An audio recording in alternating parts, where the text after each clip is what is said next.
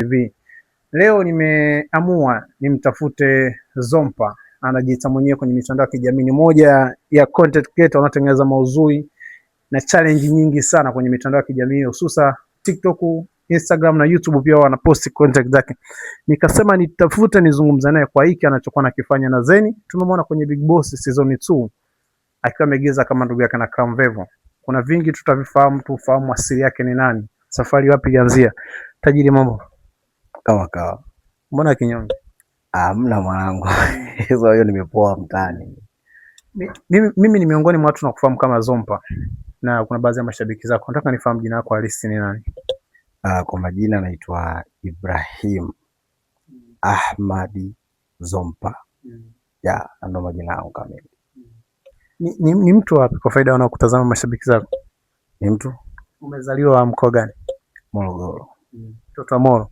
Ya, Morogoro. Ila sio Morogoro, yani nimezaliwa Morogoro. Kwa nini unakimbia Ruguru? Watu wamezoea kuona labda watu wa Morogoro wafupi nini. Kwa mimi nikiwaambia bwana nimetoka Morogoro, inakuwa ngumu sana kuamini.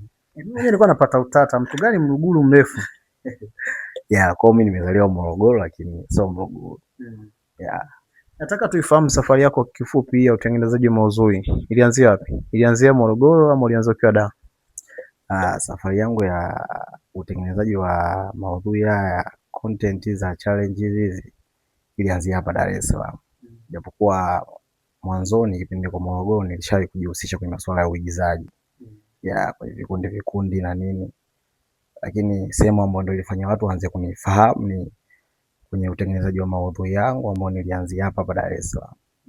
Na ilianza baada ya kukaribiana kidogo na Kiredio. Kipindi fulani tulikuwa karibu sana, so idea nilitoa kwake. Kuna baadhi ya comment nimekuwa nikiziona kwenye mitandao, wanadai kuwa wewe ni mtu labda umemkopi Kiredio kwa sababu unachokifanya then Kiredio shaka kukifanya. Tuanzie hapo, wewe umemkopi Kiredio ama wewe na Kiredio mlikuwa vipi? Ulisema anianzie hapo, umemkopi Kiredio? No, sijamkopi Kiredio.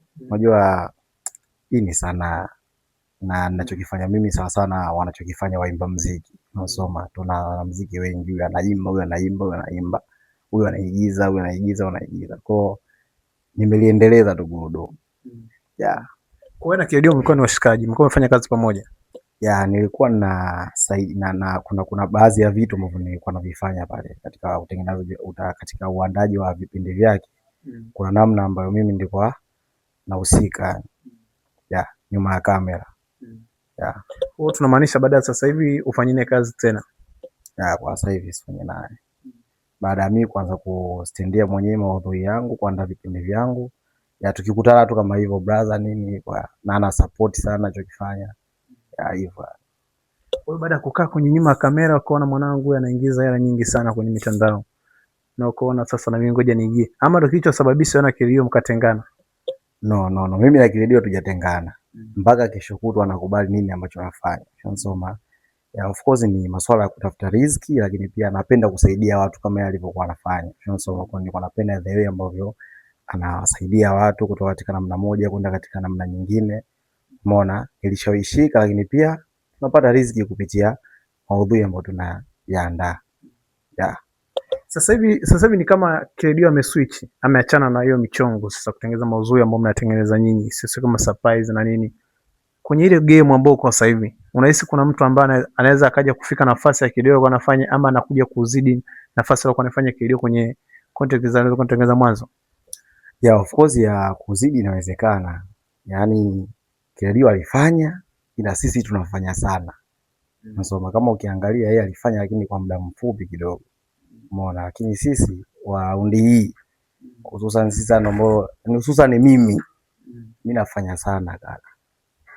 Kwa hiyo inamaanisha unachokifanya sasa hivi vijana hapo ambao tena wanakuangalia wewe wanatamani kufanya unachokifanya? Yeah, of course wako wengi sana, mimi mwenyewe nishanitafuta wengi sana, wengi ambao unaona sasa hivi wanafanya kitu ambacho kama ninachokifanya mimi. Unajua alifanya Kiredio, Mr UK, alafu akafuatia Zompa. Baada ya Zompa ndo hao wote ambao unaona sasa hivi wapo. Yeah. Kwa hiyo kuna ambao wanafanya lakini sio kukutafuta, oh bro mimi nafanya hiki na hiki, naomba unishike mkono ni support. Yeah, of course wako wengi. Wako wengi. yani wengi kabla wengine hata hawajaanza kufanya, na sasa hivi washakuwa wakubwa.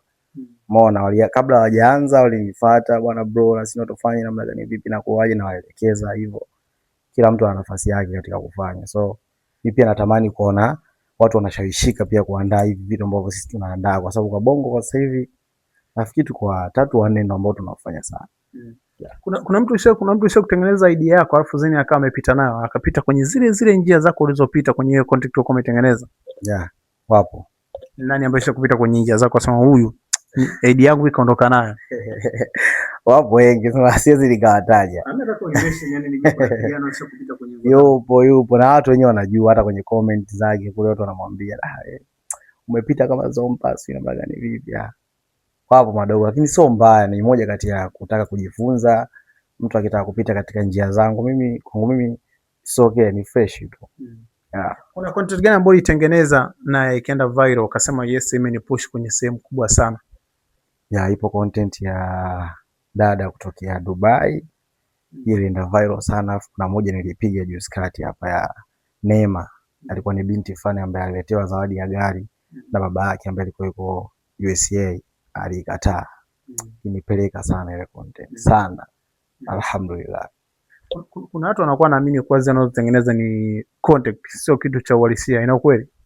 No, haina ukweli. Na mimi wanawaambia hivi, ukitaka kujua kama ninachokifanya mimi ni real ama ni maigizo, njoo na jambo lako mezani. Wewe nitafute bwana Zompa, mimi la kwangu hili tufanye. Kama tunaenda kufumania, kama tunaenda kupeleka gari, wewe nitafute tu muda wote. Yeah, ili uamini kwamba ni real. Kwa mfano kuna moja nilifanya juzi hapo, kuna jamaa alinipa namba za demu wake. Bwana Zompa, mimi siamini ninachokifanya. Nakupa namba za demu wangu hapa, mtongoze kweli, mtengenezee content yako. Akikubali nakupa laki. Kaondoka naye. Mimi nikakaa na namba kama mwezi mmoja hivi. Hapo juzi hapo ndo nikadili nayo, alilia. Si niliposti watu wakashuhudia, wote analia. Yeah. Kwa hiyo watu waondoe ile dhana ya kuamini kuwa ni sio za kweli. Yeah, nimewatoa katika hiyo dhana, na mtu wote ambaye haamini mimi namkaribisha aje na jambo lake mezani. Akishafika hapa kwangu basi ataamini. Kila kitu kinawezekana na ni uhalisia, hakuna maigizo. Yeah. Hizo content zinakupa faida sana kwenye mitandao ya kijamii? Of course zinanipa faida sana kwa kiasi kikubwa. Yaani kwa 80% maisha yangu mimi ni content. Nasoma. Yeah. Yaani ndo maisha yangu content, ndo napata hela na kila kitu. Yeah. Baba turudi kwenye safari yako ya sanaa ya uigizaji. Kuna baadhi ya watu wamebahatika kukuona kwa Cram season 2 ukiwa unaigiza. Mimi nataka nifahamu safari ya nyuma uigizaji kabla kufika kwa Cram ilianzia wapi kwenye uigizaji wako? Safari yangu ya nyuma kabla ya kufika kwa Cram ilianzia Morogoro. Ya 2000 na kitu kama 19.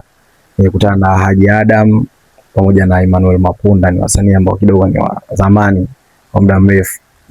Yeah. Baada ya kukutana na Haji Adam, nilikuwa na mshikaji wangu ambaye alikuwa ni cameraman. Nilikuwa na shoot movies za kina Haji Adam. Walikuwa wanakuja Morogoro wanapiga kambi hata miezi miwili. Ya sole mwanangu alikuwa akiitwa kwenda kushoot, mimi nilikuwa napenda kumsindikiza. Unaona?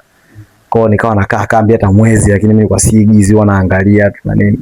Kwa hiyo nikajikuta nimepata idea kwamba bwana naweza. Unaona? Kwa kuna cast ilipelea, wakanipa nafasi bwana, mbona mshikaji anaweza akafiti hapa, na waliponiweka kweli, kwa sababu nilikuwa nimezoea kuona watu wakiigiza kwa muda mrefu. Unipe leseni ilinyoosha, na kuanzia pale nikawaga napenda kuigiza. Hata nilipokuja hapa Dar es Salaam nimeigiza sana.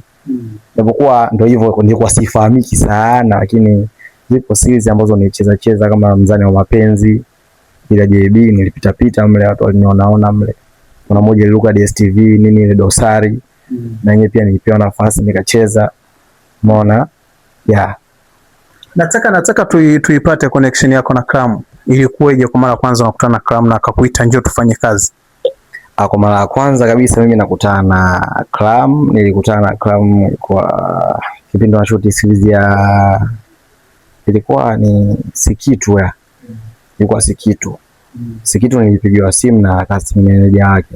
Alinitafuta tu mwenyewe, bwana Zompa anakuaje, fresh kama kaa, bwana tumependa uje wapie kwenye kazi yetu. Umeona? Nikaona cheki ratiba zangu, nikabasi poa nipe ratiba. Aliponipa ratiba nikafika seti, Nikanyoosha. Kwa nilipofika location ndo mara ya kwanza nikaanza kukutana pale na Vevo, tukaanza kufahamiana na nini. Ya, sema tu mimi mwenyewe nakuwa na ratiba nyingi ya.